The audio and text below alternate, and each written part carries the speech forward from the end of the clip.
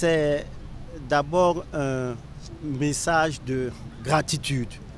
de reconnaissance à l'endroit de son Excellence le président du Faso, chef de l'État, parce qu'il s'agit véritablement d'une décision gouvernementale de haute portée. C'est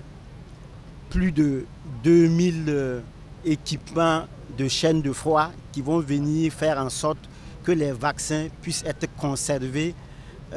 dans de très bonnes conditions, cela au profit de millions d'enfants et de femmes de notre pays. C'est aussi des véhicules de supervision qui vont permettre aux directeurs régionaux de la santé, aux médecins-chefs de district de se projeter sur le terrain et de s'assurer que les activités de vaccination, les activités de santé de façon générale sont mises en œuvre. Et je voudrais dire que c'est autour de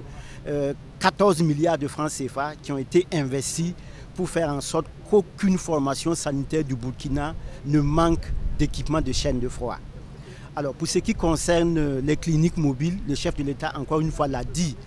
son créneau c'est de faire en sorte que tous les Burkinabés, notamment le Burkinabé lambda, puissent disposer de soins de santé. Et là, ça va être une magie de faire en sorte que, effectivement, jusque dans les plus petits hameaux de culture, les femmes du Burkina puissent bénéficier de mammographie, d'examens en fait du col pour détecter les lésions précancéreuses. Donc je voudrais, à la suite du chef de l'État, faire une emphase à sa déclaration et appeler les populations à utiliser de façon rationnelle ces équipements, aux prestataires de santé de mettre le sien pour que tous les Burkinabés puissent disposer de ces soins. C'est vraiment un grand jour pour le système de santé.